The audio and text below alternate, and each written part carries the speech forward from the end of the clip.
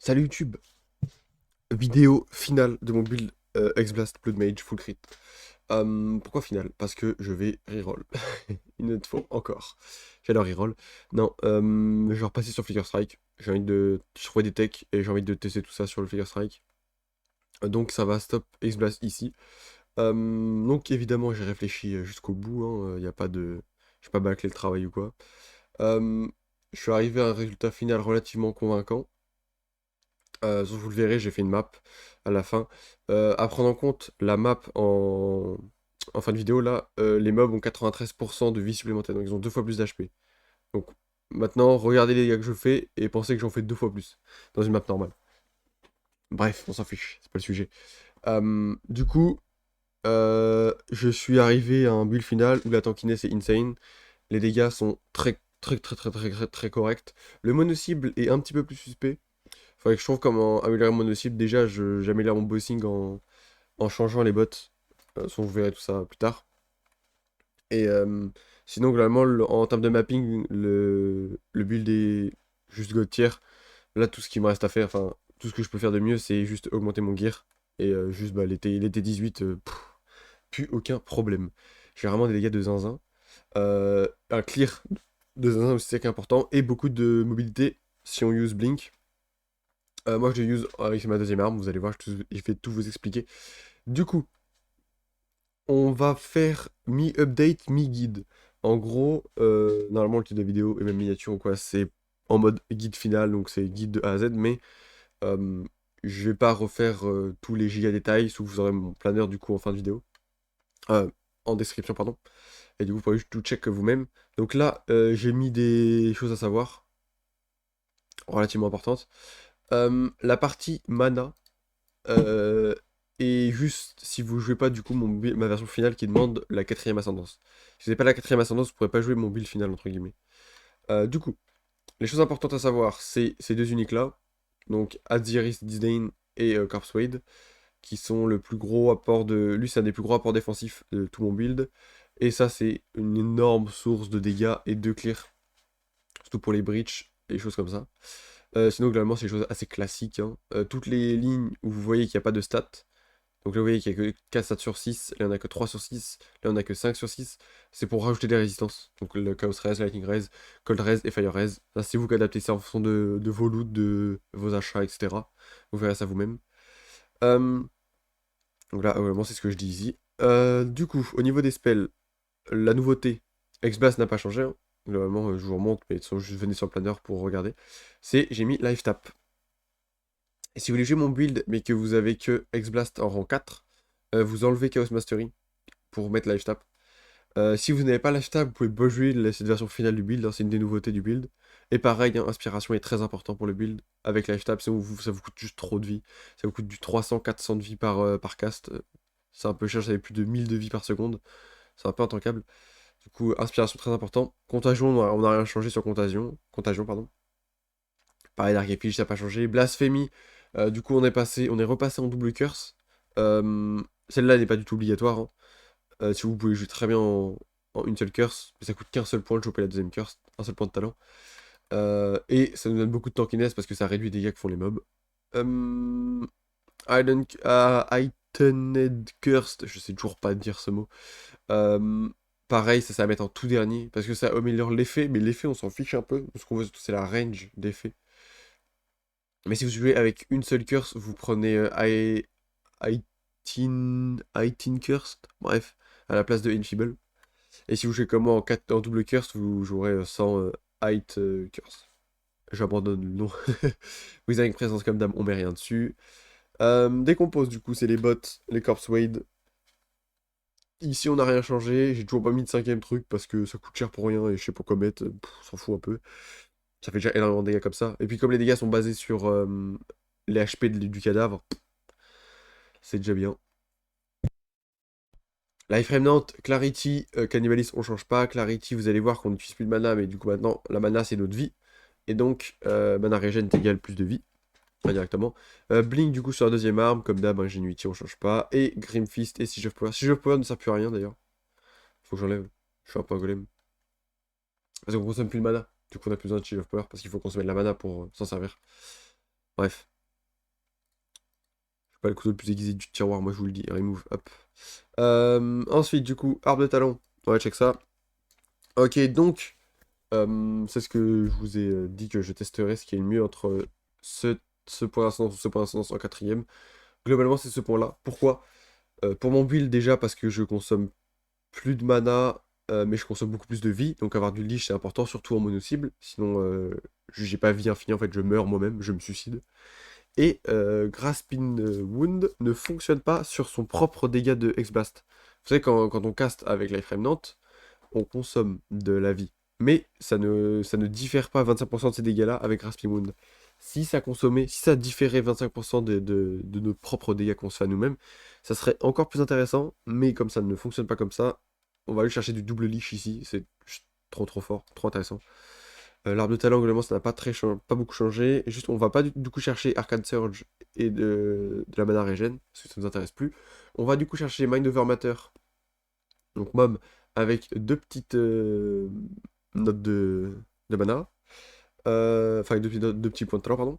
On va chercher du coup Whisper of Dome, qui... euh, du coup, my bad. Il me manquera un point, bref, on s'en fiche, on checkera ça plus tard.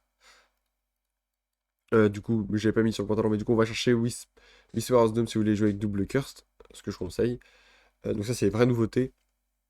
Globalement, ça c'était déjà le projet de base. On va chercher ici et ici. Donc là, pour de la max res et de l'énergie shield.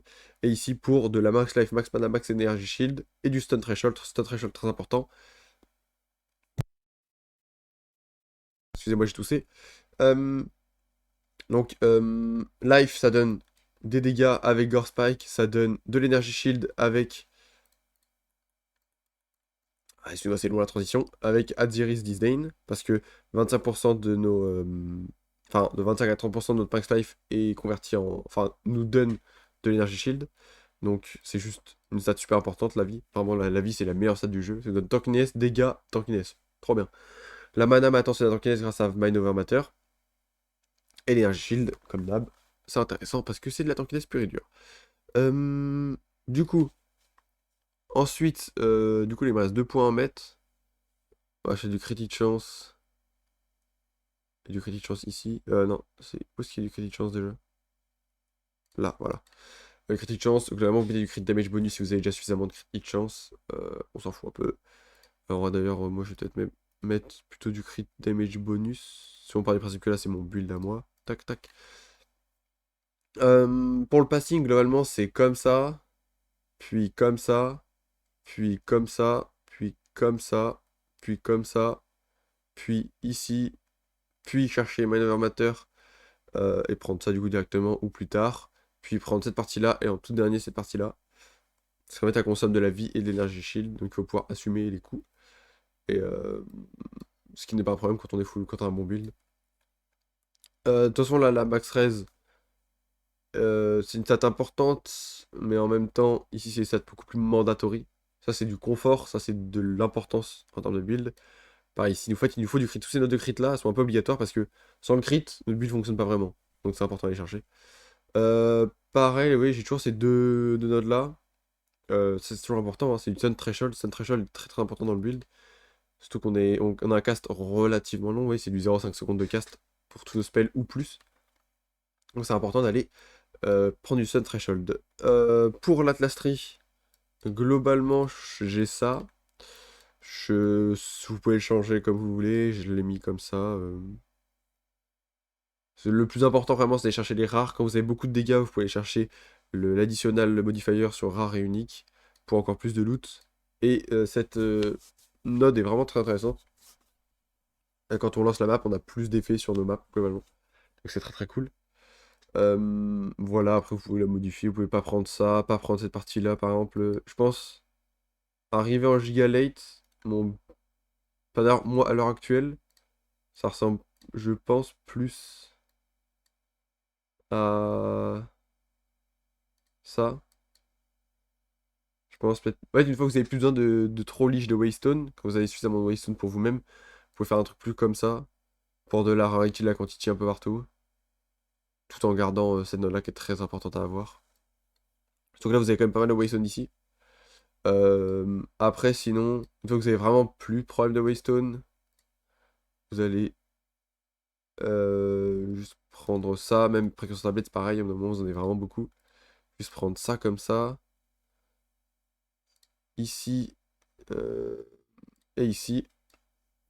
Voilà, ça c'est vraiment le final final. Genre vous êtes en T15 depuis un petit moment. Vraiment, vous avez tous vos points et tout. En haut full point, ça ressemblerait plutôt à ça. Moi, à l'heure actuelle, du coup, j'ai encore ce passing-là hein, sur mon build. Parce que il me manque les derniers T15. Je crois qu'il me manque une map T15 à faire, je sais plus. Bref. Mais du coup, c'est pas grave, on s'en fout. Voilà, voilà. Donc là, je vais aller tourner une... Enfin non, d'ailleurs, j'ai déjà tourné une map. Donc comme je vous ai dit, les mobs ont quasiment 2 fois plus d'HP. C'est 93%. Vous allez voir les modifiers. Je les montre dès le début de la map. Donc, il n'y a pas de... J'ai pas parlé, j'ai rien, c'est juste musique sur, la vidéo. Il y a juste de la musique en fond. Donc j'espère que le build vous plaît. J'espère que cette nouvelle update vous intéresse. Avec la nouvelle tech de mana infini. Et donc de mana devient de la vie. Et donc on a vraiment beaucoup beaucoup de tankiness. Genre là, sur mon build actuel dans la vidéo, vous aurez de gameplay juste après. J'ai environ 10 000 HP théoriques. Grâce à Grimfist et Life Remnant. J'ai du coup quasiment 5k HP. Un peu plus de 5k shield. Et 1k3 de mana. Donc je suis littéralement hyper tanky. Mes dégâts sont relativement bas, non. Mes dégâts boss sont un peu plus bas qu'avant. Oui, ça c'est sûr. Pourquoi? Parce que bah, y a juste, je peux plus profiter de... j'ai carrément oublié le nom du truc, j'ai jamais me le retrouver de ma vie. On va essayer de le retrouver, hein, avec un peu de chance. Hein. En gros, je peux plus profiter du bâton qui augmente mes dégâts. Euh, Je sais plus comment il s'appelle ce bâton. Comment j'ai pu oublier? C'est une folie. Bref. Qui augmente du coup mes dégâts vraiment énormément. Donc en mono, ça serait peut-être intéressant d'aller chercher plus de dégâts et moins de tankiness. Mais en même temps, c'est en mono qu'on prend le plus de dégâts, donc c'est adapté. Et bref, en gros, le build est quand même très très correct. Hein. Vous allez voir sur un boss qui a 2 fois plus d'HP que normalement. J'ai quand même relativement beaucoup de dégâts. Pareil sur les rats ou quoi. Voilà, voilà. Je pense que j'ai rien oublié, j'ai rien de plus à te dire. J'espère que la vidéo vous aura plu, que le build vous plaît, que vous êtes hype par la nouvelle modification. Et on se retrouve très bientôt sur Twitch, enfin même aujourd'hui sur Twitch, ou sinon en vidéo pour mes builds Figure Strike.